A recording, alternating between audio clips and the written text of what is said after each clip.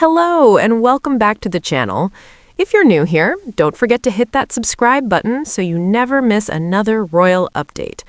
Today, we are diving deep into a controversy that has been brewing for years, but has now reached a boiling point.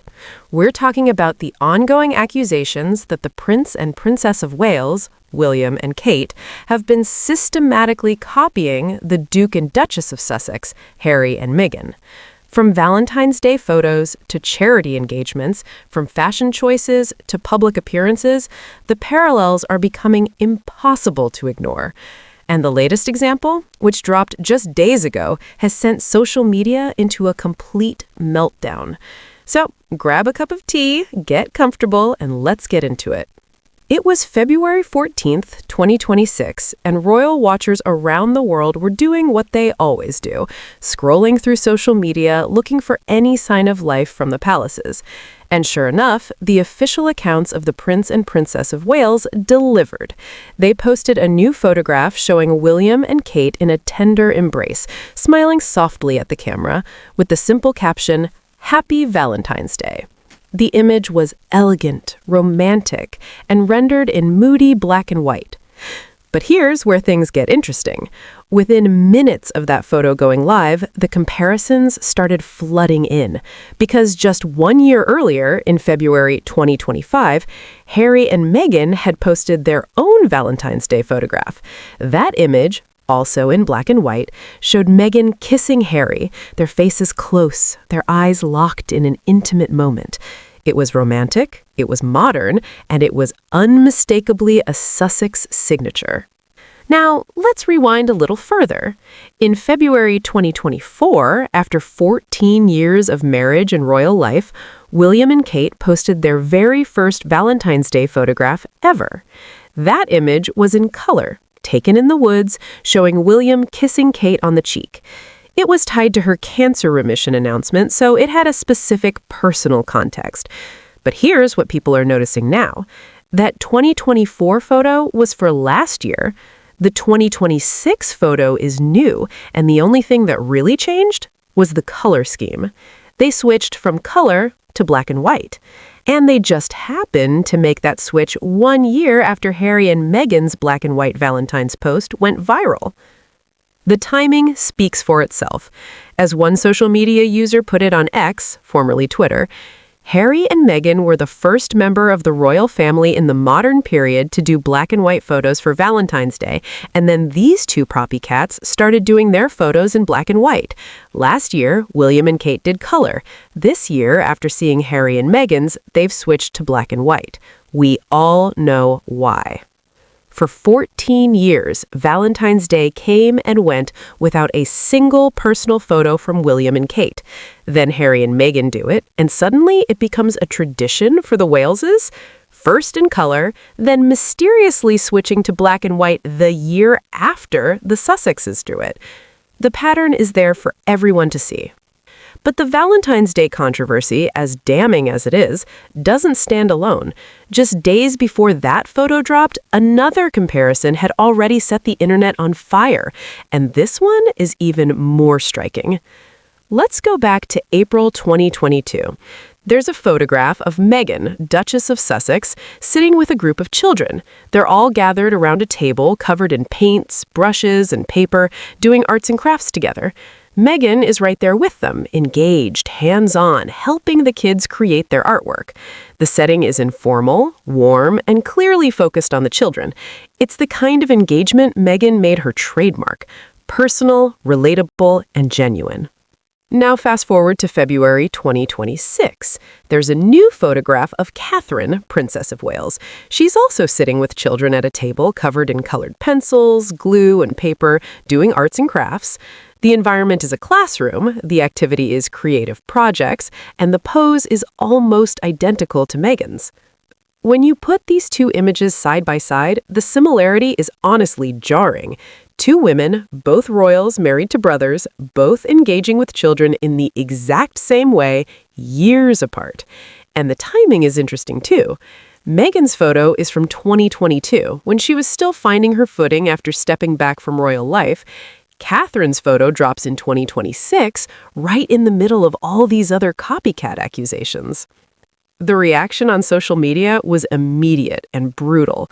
One ex-user wrote, "She is emulating Meghan but failing miserably. The side-by-side comparison is embarrassing." Another commented, "First the Valentine's photo, now this. They're not even trying to hide it anymore."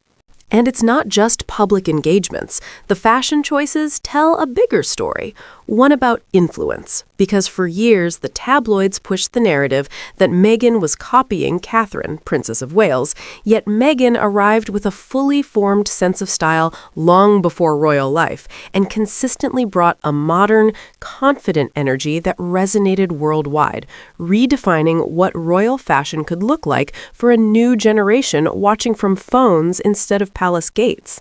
And in recent years, the conversation has shifted from accusation to recognition, as her effortless sophistication has proven deeply influential on a global scale, inspiring women who saw in her a blend of professionalism, warmth, and relatability that felt refreshingly human rather than untouchable.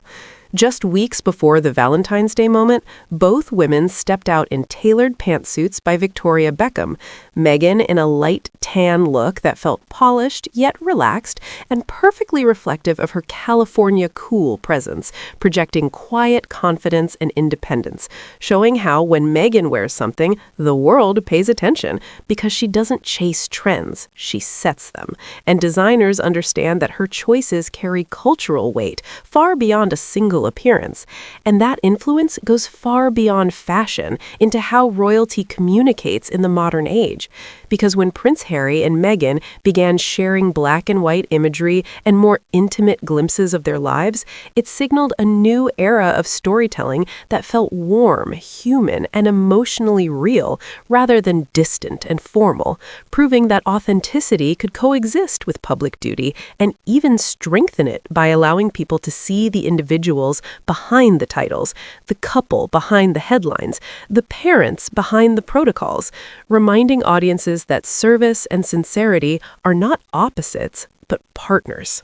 The same spirit defines their charitable work, where Meghan's hands-on approach, sitting with families, listening, connecting directly, shows empathy in action, while Harry's lifelong commitment to veterans through the Invictus Games reframed wounded service members as competitors and heroes defined by resilience rather than injury. Together, modeling a style of service rooted in compassion and presence rather than ceremony, demonstrating that meaningful impact often happens in quiet conversations rather than grand stages. And their approach has encouraged a broader understanding of what public service can look like in the 21st century, one grounded in mental health awareness, community healing, and empowerment. Their influence has extended powerfully into America, where they have built partnerships, creative projects, and philanthropic networks that reach millions through platforms like Netflix and Spotify, using storytelling not just for entertainment, but for illumination, highlighting voices and experiences that might otherwise go unheard, while demonstrating that independence can coexist with a continued commitment to humanitarian values. And by carving out this path, they have shown that reinvention is possible, even under intense scrutiny, that leaving a rigid system does not mean abandoning purpose, but can actually sharpen it. Even during challenging moments for the monarchy as an institution, they have remained focused on constructive work, supporting veterans, advocating for mental health, uplifting women and communities, and championing compassion across borders, showing that stepping outside tradition can expand rather than diminish impact, and that leadership today is measured not only by titles held, but by lives touched and conversations changed. And what we are really witnessing is not rivalry, but leadership, because Harry and Meghan have demonstrated that authenticity resonates louder than protocol, compassion travels farther than ceremony, and a couple can redefine their role in a way that inspires people across continents and cultures, proving they didn't just find their voice, they changed the tone of the entire conversation and opened the door for a more modern, inclusive, and emotionally intelligent model of public life that prioritizes humanity over hierarchy and connection over convention, leaving a legacy defined not by comparison, but by courage, not by tradition alone, but by transformation, and not by the expectations placed upon them, but by the hope they continue to spark in people who see in their journey a reminder that it is possible to step into the unknown, stand firm in your truth, and still create something meaningful, impactful, and lasting on your own terms.